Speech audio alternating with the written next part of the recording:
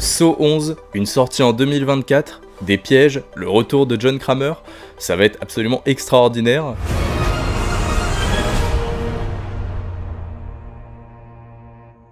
Bon alors je sais, je suis complètement en retard, ça fait maintenant quelques semaines qu'on a eu l'information comme quoi on allait avoir un tout nouvel opus de la saga Saw qui sortait cette année. C'est vrai que, bah voilà, un rythme de sortie assez frénétique, on a déjà eu Saw l'année dernière, et là on a un nouvel opus de Saw qui arrive en à peine moins d'un an parce que Saw 10 est sorti au mois d'octobre, et là Saw 11 va sortir au mois de septembre, fin septembre si je dis pas de bêtises. Donc là c'est réel, c'est concret, c'est-à-dire qu'on a d'abord une date de sortie avant d'avoir la moindre information, la production vient tout juste d'être lancée, ça veut dire qu'ils ont déjà le scénario, ils sont en train de planifier le tournage, etc. Donc ça va aller extrêmement vite, et la première question qu'on se pose c'est est-ce qu'il faut être inquiet parce que on a un rythme de sortie qui est frénétique. Mais j'ai envie de vous dire, si vous avez suivi la saga Saw depuis le début, vous savez que la saga a un rythme de sortie très frénétique et qu'à l'époque, avoir plusieurs films Saw par an, c'était normal. Hein. Je crois que c'est un peu comme Matrix 2 et 3 sont sortis la même année, et il me semble que je sais plus si c'est Saw 5 ou Saw 6 ou Saw 4 et Saw 5, mais ils sont sortis la même année ou à peine à un an d'intervalle. Si je dis pas de bêtises, hein, ça se trouve je dis une énorme bêtise, mais dans tous les cas, on avait des sorties qui étaient éparpillées sur une année d'attente. Donc on a l'habitude. Est-ce qu'il faut être inquiet? Je pense pas, parce que selon les rumeurs, Tobin Bell, donc l'acteur qui incarne Jigsaw, le tueur au puzzle, le meilleur tueur de l'ensemble des sagas horrifiques, il aurait signé pour environ 3 films. Alors c'est qu'une rumeur, mais c'est vrai que ça paraît cohérent. Donc je pense qu'en fait, dès qu'ils ont terminé Saw 10, ils avaient déjà des idées, des conceptions, peut-être même un scénario de prêt pour Saw 11.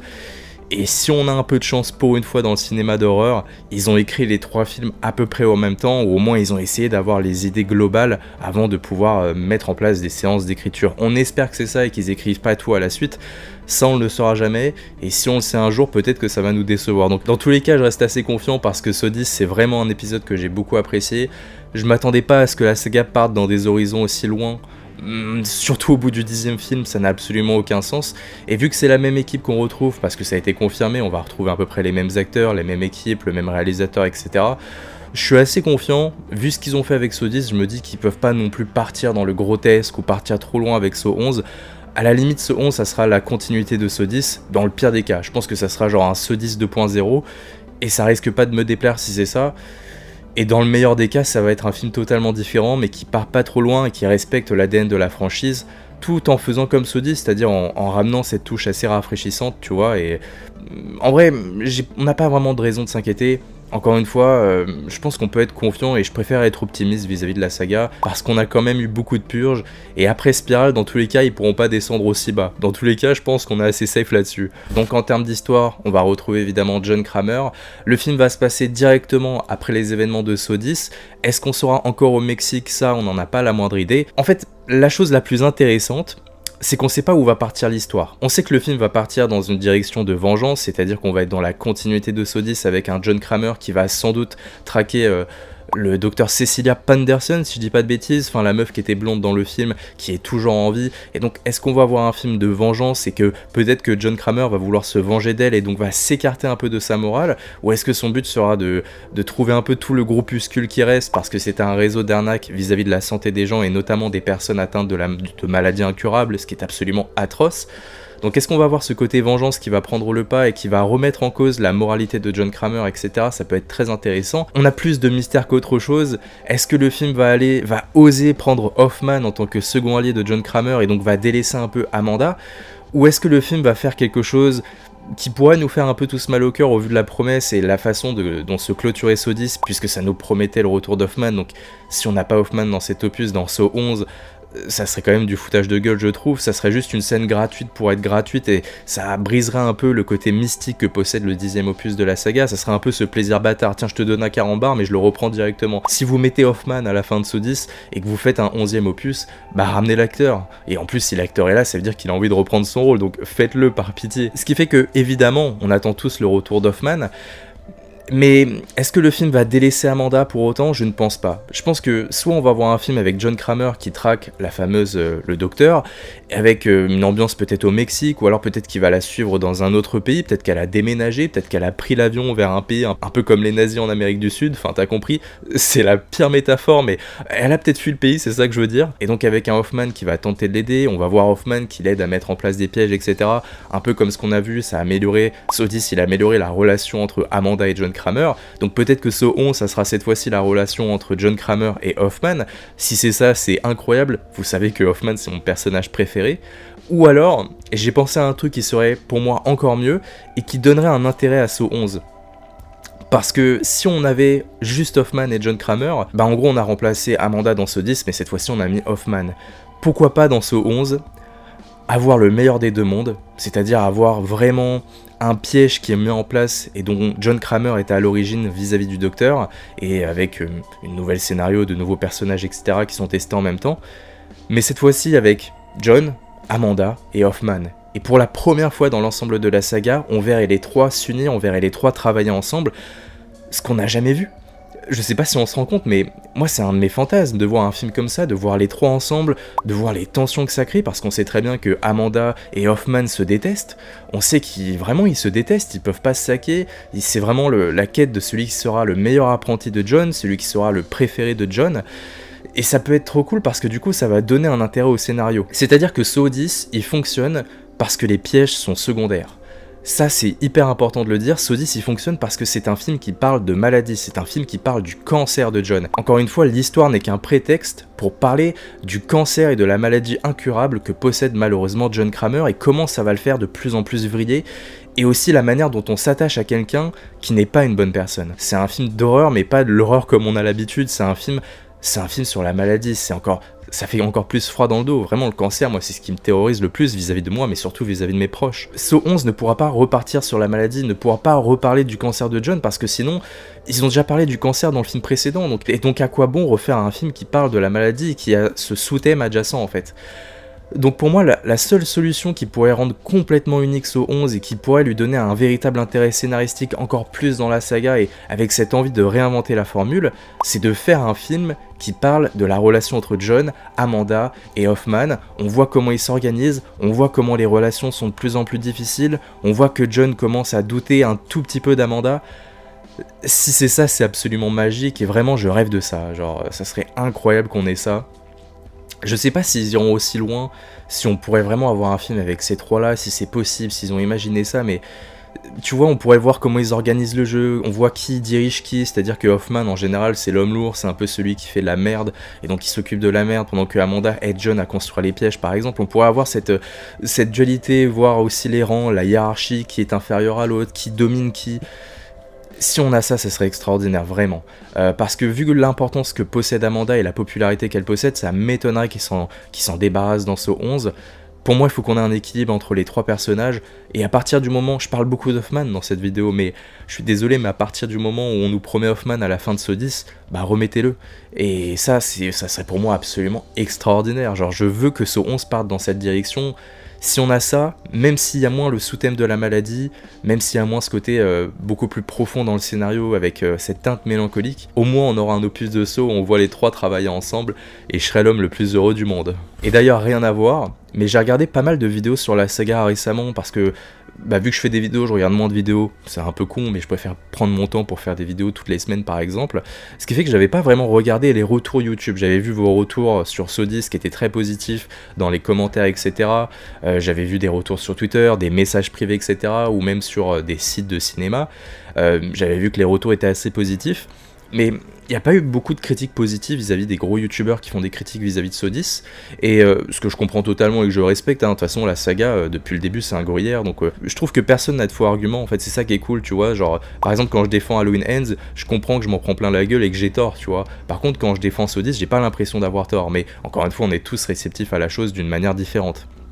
Ce que je veux dire, c'est que l'une des principales critiques qui a été effectuée avec Saw 10, et qu'on va notamment retrouver dans Saw 11, c'est pour ça que je vous en parle, c'est le fait que dans Saw 10, les personnages ont vieilli, et donc on est censé avoir un opus qui se déroule avant, c'est un des premiers Saw, on est censé avoir un film qui se déroule après Saw 1, donc et on voit que les personnages ont vieilli, on voit qu'Amanda elle a vieilli, on voit que John a vieilli, qu'ils sont beaucoup plus vieux qu'avant.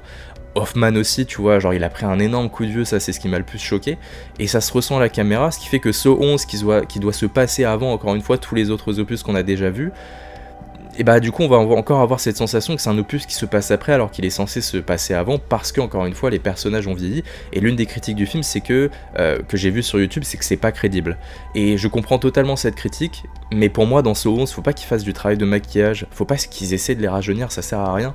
C'est ça qui est cool aussi, c'est qu'en fait on a des acteurs et nous en tant que spectateurs on nous tend la main et on nous dit vous devez accepter que ces personnages là ont vieilli, on va pas faire du maquillage, on va pas utiliser des effets spéciaux pour rajeunir etc, pour avoir des effets numériques absolument dégueulasses comme dans le dernier Indiana Jones. Dans le dernier Indiana Jones c'est absolument horrible. Je préfère qu'on nous prenne pour acquis, qu'on nous dise bah oui ils ont vieilli et alors bah on fait quand même du cinéma et on s'en fout, ça se passe avant et c'est tout, et de toute façon c'est la vie humaine, on peut rien faire contre la dégradation de notre corps, la dégradation de notre corps c'est dégueulasse comment je dis ça, contre le vieillissement on peut rien faire donc vous devez l'accepter, et je trouve que c'est bien mieux que d'avoir du maquillage raté, que d'avoir des surcouches de fond de teint etc, ou des effets spéciaux, et un film qui avait très bien fait ça aussi, c'était notamment le film de la suite de Shining, c'était Dr. Sleep. Dans Dr. Sleep, ils n'avaient pas reconstitué les scènes avec des effets spéciaux numériques, ils n'avaient pas essayé de rajeunir les personnages, ils avaient pris d'autres acteurs. Alors oui, c'est difficile de passer notamment après Jack Nicholson, mais au moins ça crée ce côté où on tend la main vers le spectateur, on lui dit bah écoutez, on va pas faire des effets spéciaux dégueulasses comme dans le dernier Indiana Jones, on va faire quoi? On va prendre d'autres acteurs, et voilà, c'est juste qu'on accepte, c'est du cinéma, c'est comme ça, on peut rien faire contre le vieillissement, et c'est tout, genre on accepte, la vie humaine c'est de vieillir, et pour moi Saw 11 doit partir dans la même direction, et du coup j'espère qu'ils écouteront pas les critiques qui parlaient de ça, du fait que les personnages ont vieilli et que ça se ressentait énormément derrière la caméra. J'espère qu'ils vont continuer dans cette direction et qu'ils vont nous dire écoutez ils ont vieilli et c'est comme ça, on l'accepte, et nous on veut écrire on a la chance d'avoir les acteurs qui sont toujours vivants, on veut écrire une histoire qui se passe avant tous les opus principaux, on va le faire, et c'est pas le vieillissement qui va nous empêcher quoi que ce soit. Donc petite parenthèse, mais je trouve que c'est assez intéressant d'en parler, et surtout pour moi c'est quelque chose de très important quoi. On n'a pas énormément d'informations aussi vis-à-vis de l'ambiance du film. Ce qui était cool avec Saw 10, c'est qu'on avait un film qui se déroulait au Mexique, et on avait tous les pièges aussi qui s'adaptaient avec un design qui rappelait un peu la culture du pays. Ça j'ai trouvé ça très intéressant, c'est John Kramer il s'inspire des paysages, pendant tout le film tu le vois en train de regarder les paysages, en train de voir la faune locale, en train de regarder aussi les statues, vraiment la culture du pays, et donc il va s'inspirer de cette culture pour créer des pièges. En fait tu comprends que le mec est toujours en train de réfléchir à ses pièges et qu'il est vraiment dans une espèce de matrice, il est vraiment dans sa direction, il va tenir bord, tu vois ce que je veux dire. Et du coup, même si le film se redéroule au Mexique, c'est pas grave, mais j'aimerais qu'on suive le docteur Cecilia Pederson qui aurait fui dans un autre pays, et donc on devrait s'adapter à la coutume locale, on découvrirait un autre pays en vrai.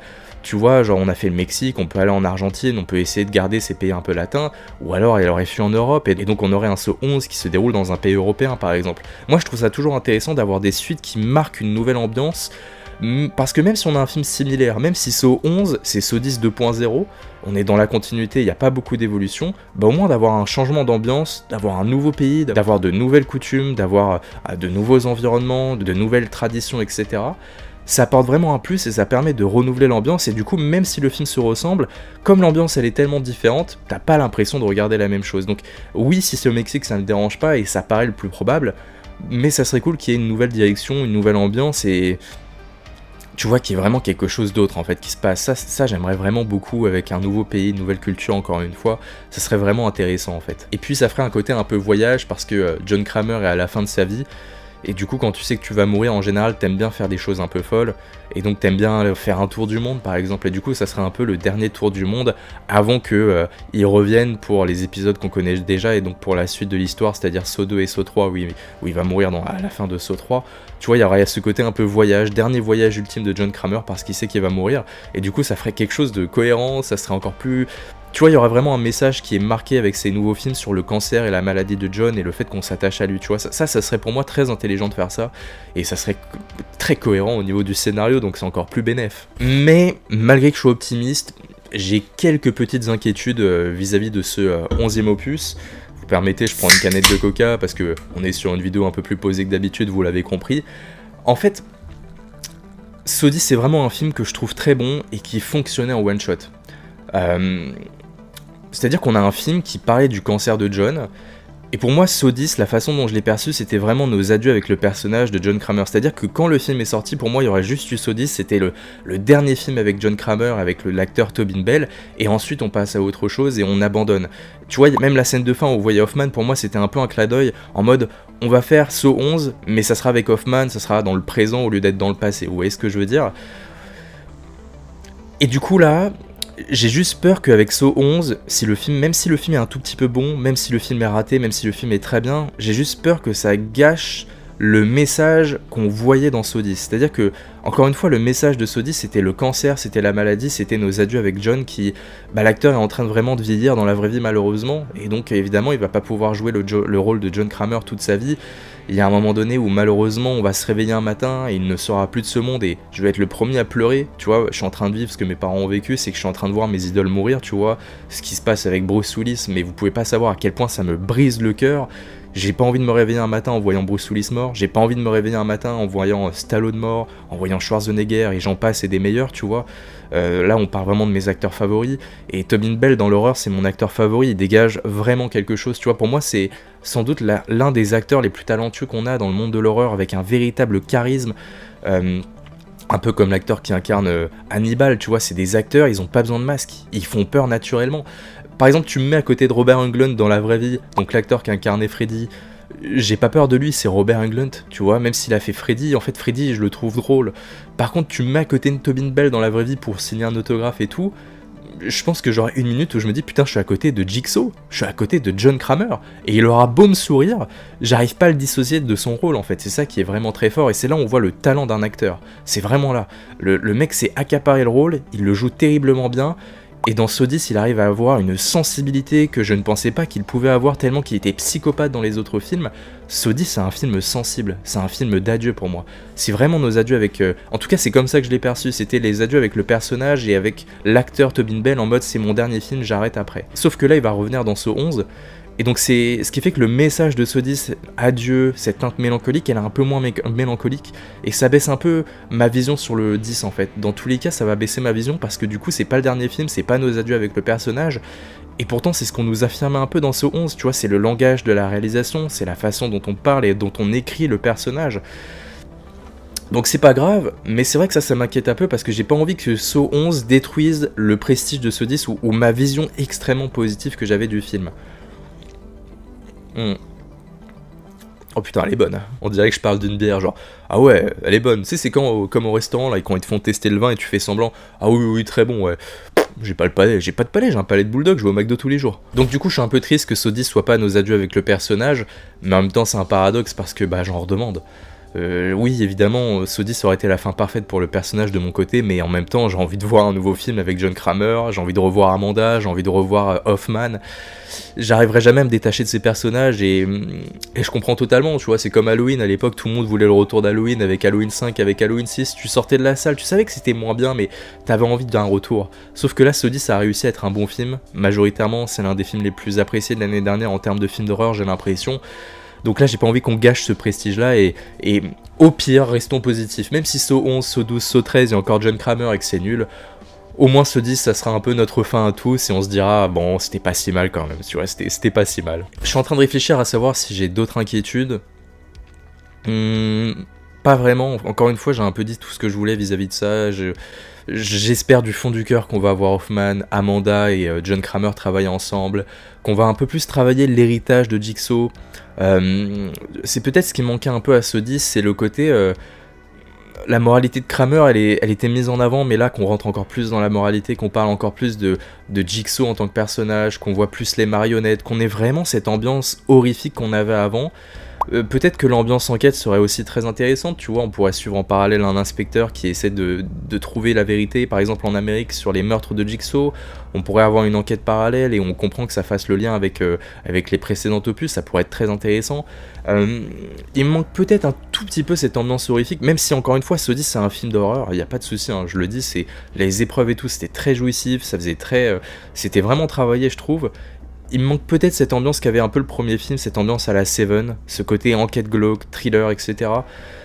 je trouve qu'il manque un peu ce côté mystérieux vis-à-vis des tueurs, vu qu'on est avec eux. Ça me manque un peu, donc j'espère les voir en tenue, tu vois. Genre l'espèce de peignoir que portait John Kramer, par exemple, les masques, les tenues de cochon, la façon dont il crée les pièges, les marionnettes et tout. J'espère qu'on va rentrer un peu plus dans cette espèce de méthodologie au niveau du tueur, parce que pour moi c'est quelque chose de très intéressant qu'on n'a pas vu et qui peut encore être exploité dans Saw 11. Donc c'est ça qui est cool, si on regarde bien, depuis tout à l'heure on parle de plein de choses différentes, on a vraiment un prisme assez élargi, mais ils ont tellement d'options à choisir, tellement de possibilités que j'ai l'impression que Saw 11 en fait a tellement de potentiel.